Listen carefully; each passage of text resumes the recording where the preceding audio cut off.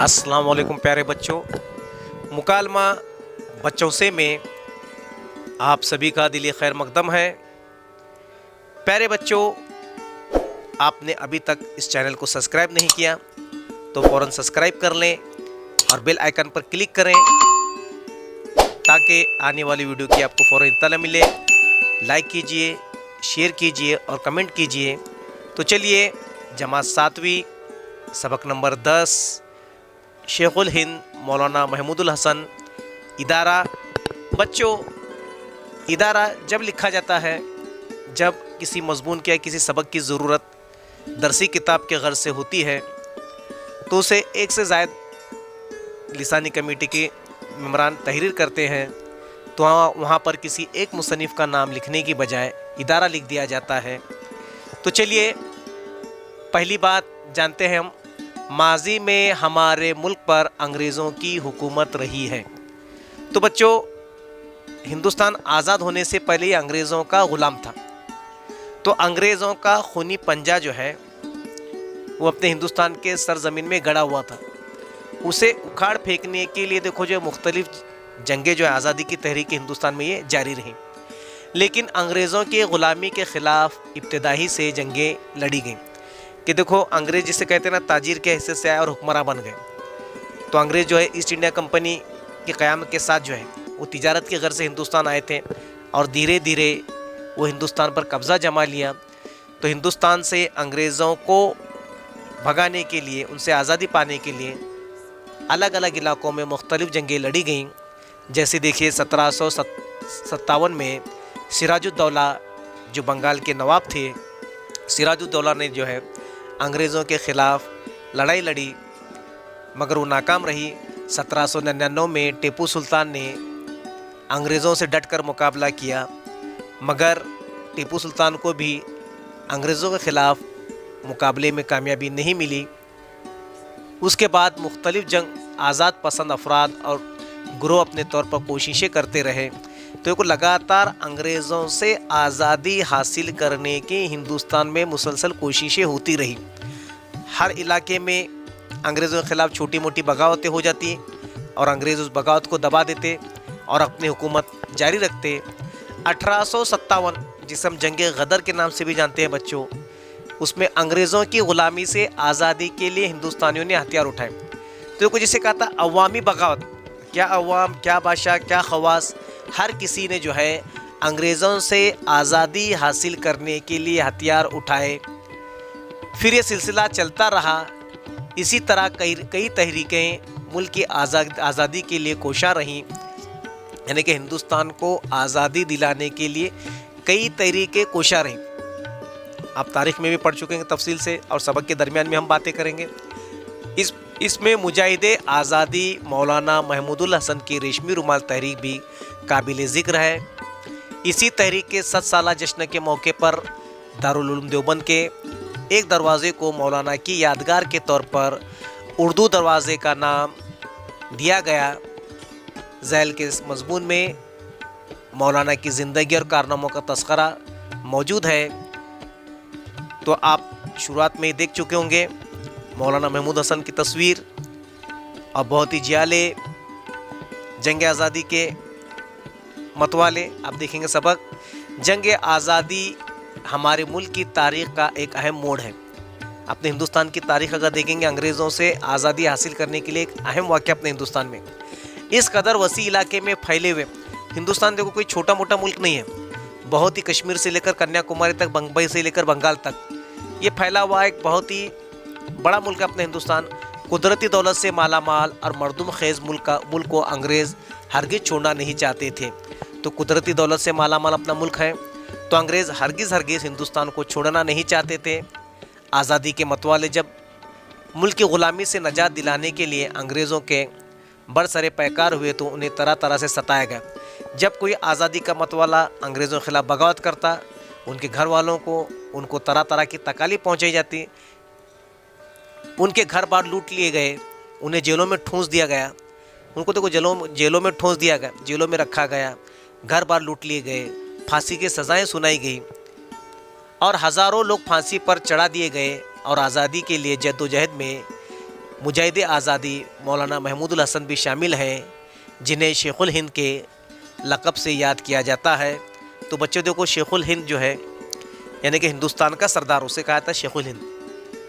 तो शेखुल हिंद मौलाना महमूदुल हसन यहाँ पर जो है उनका देखिए भी 1851 ईस्वी में बरेली रियासत उत्तर प्रदेश में पैदा हुए।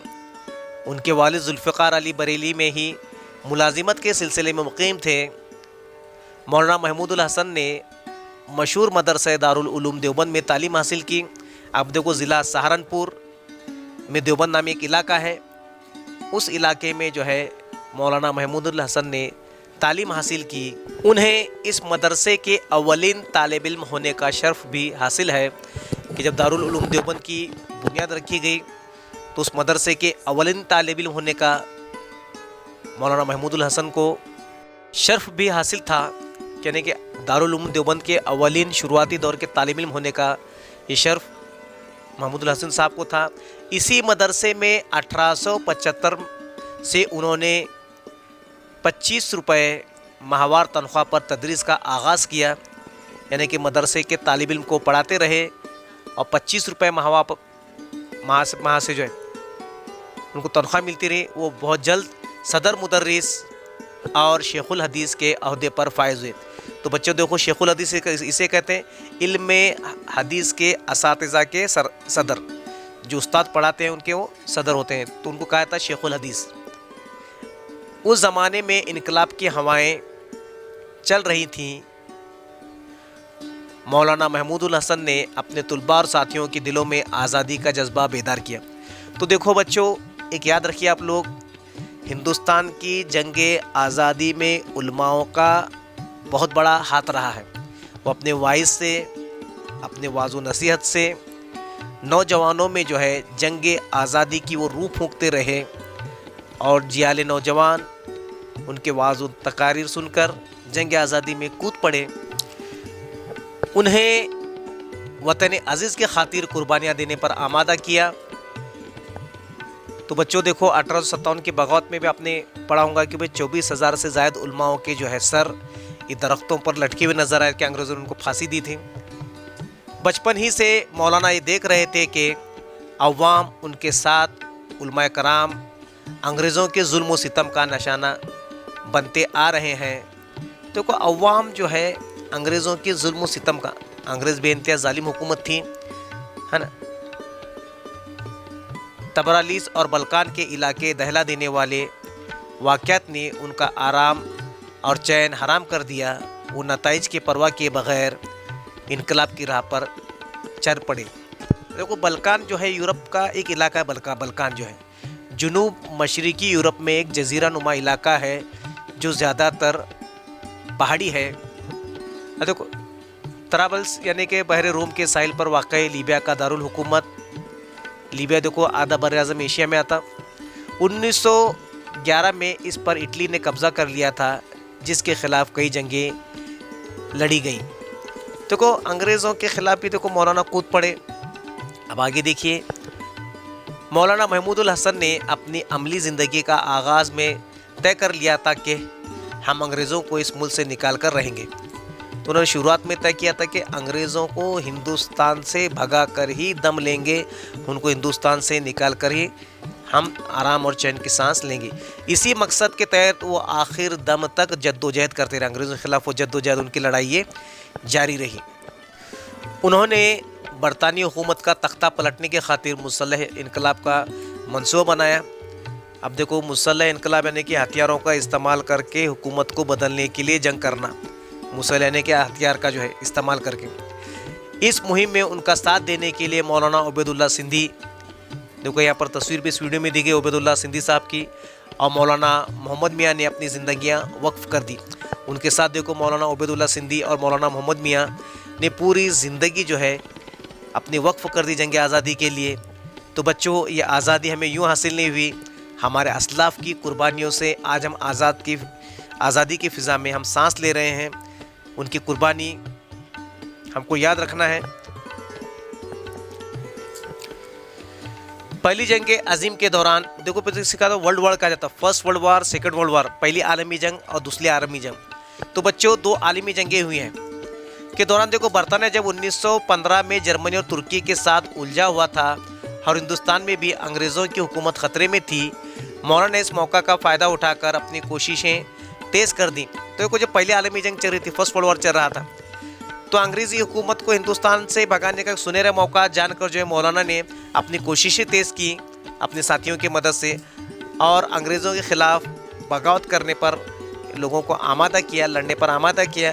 उन्होंने अपने शागिर्द मौलाना ओबेदुल्ला सिंधी को काबुल, देखो काबुल आजकल जो अफ़गानिस्तान की राजधानी है, वहाँ पर भेजा ताकि वो अफ़गानिस्तान और आज़ाद कबाइल से तुर्कों के लिए हिमायत हासिल करने की कोशिशें करें। कि देखो खिलाफत भी जो थी, खिलाफत उस्मानिया भी आप नाम सुनोगे, तो अंग्रेज़ों के ख़िलाफ़ लड़ने के लिए, तुर्कियों की हिमायत के लिए वो काबुल के पठानों को अपने फ़ौज में अपने लड़ने के लिए वो शामिल करना चाहते थे। वो ख़ुद हिजाज़ रवाना हुए। तो मौलाना महमूद हसन ने जो है वो हिजाज़ का सफ़र किया। उस वक्त तुर्कों की तरफ से गालिब पाशा हिजाज़ के गवर्नर थे। तुर्कों की तरफ से देखो जो गालिब पाशा जो है वो हिजाज़ के गवर्नर थे। मौलाना ने उनसे जो तहरीरें हासिल की उनमें हिंदुस्तान को आज़ाद करवाने की मनसूबा और फ़ौजी कार्रवाइयों का जिक्र भी था।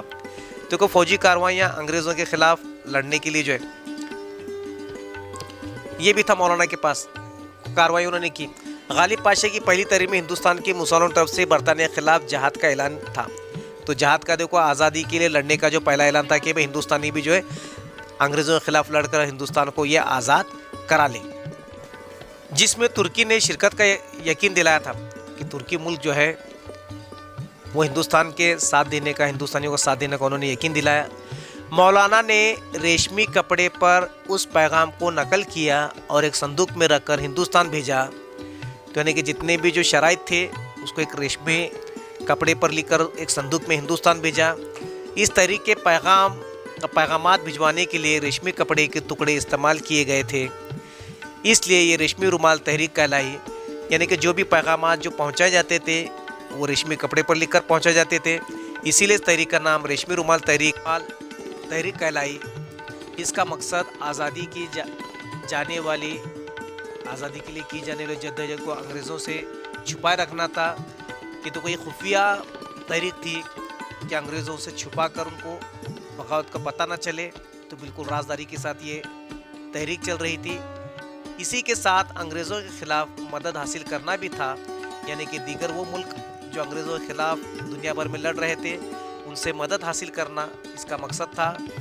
मौलाना महमूद हसन ने अंग्रेज़ों के ख़िलाफ़ लड़ाई के लिए एक पूरी टीम तैयार कर रखी थी। एक पूरी टीम जो है मौलाना महमूद हसन ने तैयार कर रखी थी। इस तहरीक में शामिल लोगों को यकीन था कि जंग की राह इख्तियार किए बगैर अंग्रेज़ों को इस मुल्क से बाहर निकालना मुमकिन नहीं है।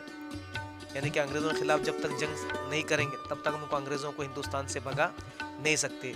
इसलिए जंगी सामान और असला हासिल करना ज़रूरी था। बगैर असले के देखो जंग से आज़ादी हासिल नहीं की जा सकती थी, तो इसके लिए असले लड़ने के हथियार की ज़रूरत थी। मौलाना ने 1915 में हिजाज़ का सफ़र इख्तियार किया। वो हिजाज़ से बगदाद और बलूचिस्तान होते हुए सरहद के आज़ाद कबाइल तक पहुंचना चाहते थे।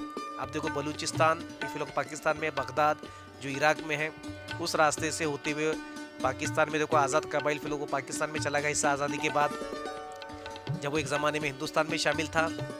जंग के दौरान उन्हें गिरफ्तार कर लिया गया, पहले मिस्र फिर वहाँ से माल्टा।